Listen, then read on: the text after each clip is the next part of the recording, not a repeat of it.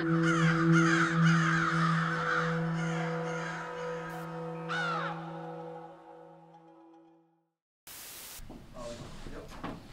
VB a win? So obviously pleased with the overall performance. Yeah, absolutely. We set our sights firmly on heading up to the Gold Coast and coming away with 4 points, and we managed to do that. No doubt it probably wasn't the prettiest of games to watch, but we won away, which is what we've set ourselves to do, and now can regroup and ready for St Kilda this week. Did it feel like a bit of a sort of banana skin game going into it? Like everyone just expected you to go up and do the job with who they had out?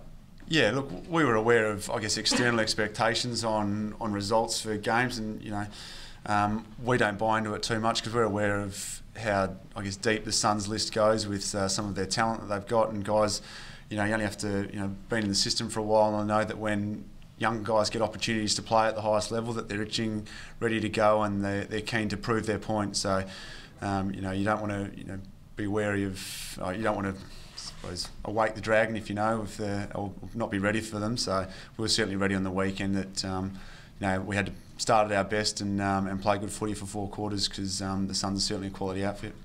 You obviously had a frustrating year last year, being on the sidelines. How do you think you're going 6 games back? Where do you sort of think your form's at the moment? Yeah, still getting there, Tom. It's been, I guess, great to be back out there with the boys, and still certainly areas of my game that I want to keep improving on. 6 games in, my body's holding up reasonably well at the moment, so looking forward to attacking the next part of the season. So there's no soreness, no lingering effects? No, look, my Achilles is holding up really well, so I just got to keep on top of my maintenance and What are the areas that are sort of taking a little longer to get your grip on your game? Oh, okay, I think it's on my body. No, look, there's probably, I don't want to get into specifics with my own personal game, but I think, there are areas that I'll keep working on, so I'll keep that to myself. You're only out of the game for a year, but were there many changes that we might be able to see from the outside? Yeah, the game's always evolving. I guess the speed of the game feels like it's forever increasing, and I guess the way that demands of training have changed even in 12 months of footy as well. So yeah, that's probably the biggest thing you notice. And then there's the challenge of that gap between the AFL level to the next level, whether it be SNFL, VFL or whatnot, and the challenges those younger guys that want to take the next step up. But for the weekend, for example, it's a great sign to see Jake Lever come in and play some really good footy for us. Jake Kelly's another great example who's been able to train at the level, play at the level, and then come up to AFL and hold his own. So it's good signs that hopefully we're getting that balance right. How would you describe your role at the moment? I'll play wherever I'm needed. That's my role at the moment. So from week to week, it has changed, but that's what Phil's outlined to myself and to a lot of individuals throughout the team, is that from week to week we'll change roles depending on who we're playing, what is best fit for an individual, and you're expected to play that role on game day. So how many roles have you played this year, you reckon, completely different roles? Oh, we've played 6 games, so I've probably played 6 roles that are different in their own way each week. So, different starting positions, different roles at, around the ground and that sort of thing. So, yeah, every week is different, and it is different for probably everyone throughout the side, to be honest. So how many different positions have you had, do you reckon, different starting positions? Oh. We see them up there, but can you put that in your own words and exactly what roles you It's probably too hard to say. It's been, this game's been 1, this game's been 2, this game was different to the last week. But like I said, it's every week roles are different for not only myself but other individuals throughout the team. That's what we expect, is to give teams different looks and to give individuals different roles each week as well. You enjoying that varied role, I guess? Yep. Look, I'm really enjoying, the way that the team's heading at the moment, the way that the team's going, the way that the team's heading, and the way that we're able to play a variety of roles and develop versatility amongst the side, because you need to be able to play a number of roles throughout the season, and we're certainly looking to build that throughout our team. Is it hard though, rather than settle down in 1 or 2 roles? Is it hard to keep changing week by week? Oh, it can be a challenge. There's certainly sometimes guys would like to be set in one certain specific role and play that for its entirety. And some guys probably get that, in key positions. But it's a part of modern footy that nowadays you have to be able to play a variety of roles, whether it be half forward, wing, half back, through the midfield, back pocket, whatever's needed. And that's certainly the way that the game's evolved, with the sub rule being introduced a number of years ago now too. So it means that guys need to be able to roll through different positions, and obviously with the interchange cap as well, it means you can't. You have to be able to roll around out on the ground as well. Obviously, Sladey's being assessed at the moment, but how important would he be against a side like St Kilda, who seem to be on the up a bit? Yeah, he's a really important player for us, obviously. But as I said, we've had a number of guys come in over the last couple of weeks and play their role, which is what we expect. And if he's unavailable this week, then we'll expect nothing less of whoever comes in to play his role. So we've just got to wait and see how his scans go and his appointments go. But yeah, he will be missed, but we've got confidence that whoever comes in can play his role. Jake Kelly, how important has he been, and how impressed have you been with the way he's adapted to the big league? Yeah, Jake's he's a great story for us. I mean, probably don't get the appreciation for how far he's come since he came into the footy club, and I probably haven't seen a younger guy work as hard as what Jake has over the 18 months that he's been here. The amount of extra work that he's put in, the attitude that he has towards his training and his lifestyle outside of footy. He's one of the most committed young players I've seen, and it's it's no surprise really that when he's had his opportunities, he's been able to come in and play his role for us. So it's great to see him getting reward for that effort, and it's a great sort of case study for young guys coming in about this is how you get it done. He's had to work so hard on his game. Not so much a hit, but what was sort of the deficiencies in his game early on?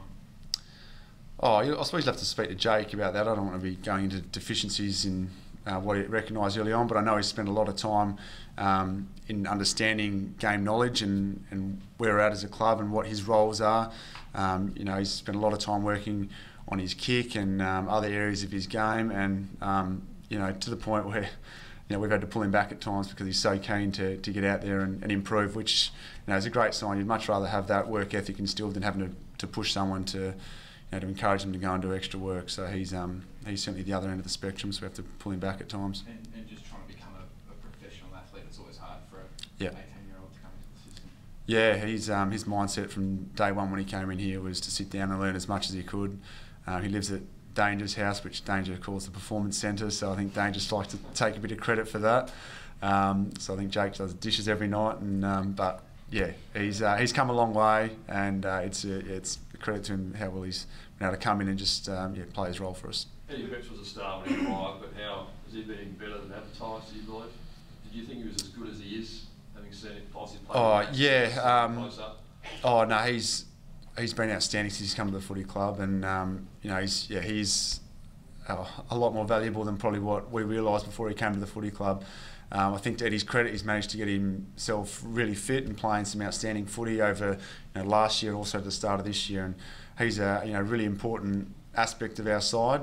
It's been great to see him be able to come up the ground as well. And it's not just the goals that he kicks, but the way he goes about his footy and plays real team-first footy.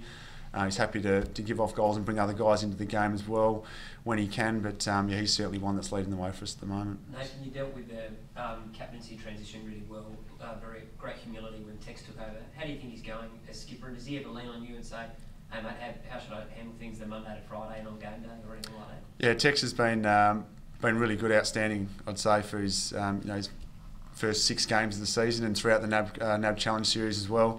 What you see is what you get with Tex, and he hasn't changed personality-wise at all throughout the footy club, which is what he said he was going to do. I remember from his first press conference, he was going to stay the same way, and he hasn't changed. His leadership on game day has been great. His messaging to the boys has been really clear and on track with on par with what the coaches want. So that's been outstanding. But it's he gets a lot of support from the guys around him, whether it be from the coaches or from the senior leadership group, and no doubt other players throughout there. So whenever we can, we'll certainly try and help him out where we can. How do you feel that the Crows are tracking?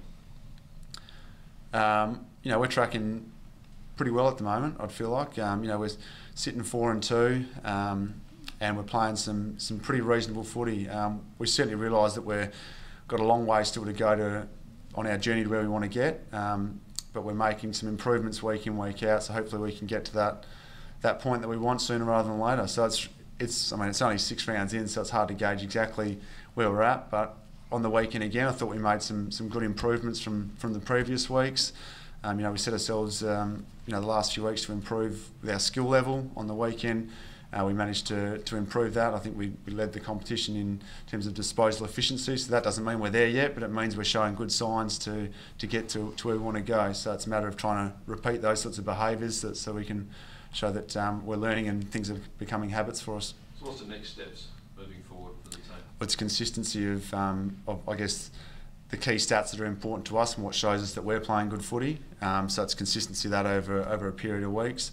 And we've got, this week a great challenge against St Kilda. So we saw that their second half on the weekend was outstanding against the Bulldogs, and we played the Bulldogs only a couple of weeks ago. So we know that we're certainly going to have to be at our best and play that consistent footy for 4 quarters to get the result that we're after. You touched on Kelly, Jake Lever's first game. I guess you were pretty happy with that.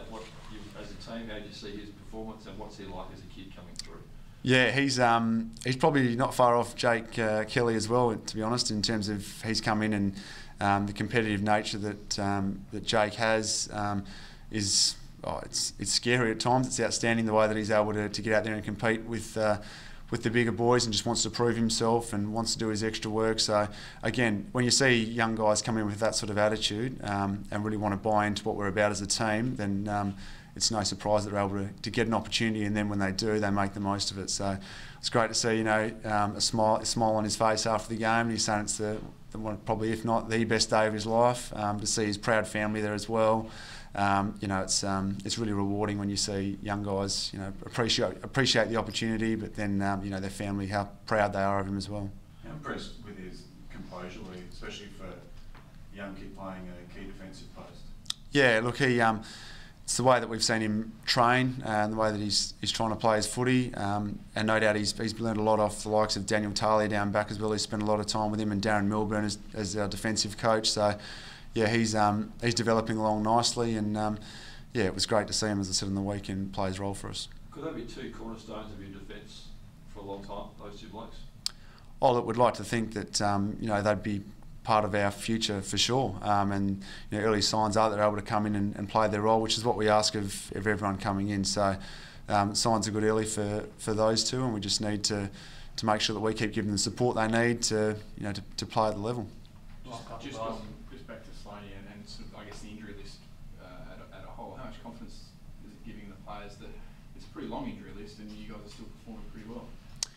Yeah, look, we like to think that we create, I guess, enough of a framework that guys know when they come in what their role is and how they go about playing it, whether you're Rory Sloane or whether you're one of our youngest players coming in. So I guess those roles won't change too much, and this week will be no different. If there's a couple of changes that whoever comes in is expected to play that role to the best of their ability, if they're able to get that done, then it helps to provide that weight of numbers that we can get the job done on Saturday afternoon. Taylor Walker was nominated for a Mark of the Year. Be pretty happy with himself for that grab? I don't know if he knows about that yet. He certainly hasn't said anything yet, which is unlike Tex. I'm sure he's probably just found out. He's in there probably spruiking about it now, so we'll have to go and hear all about it, no doubt. Is Kerridge ready if Sloaney's not available?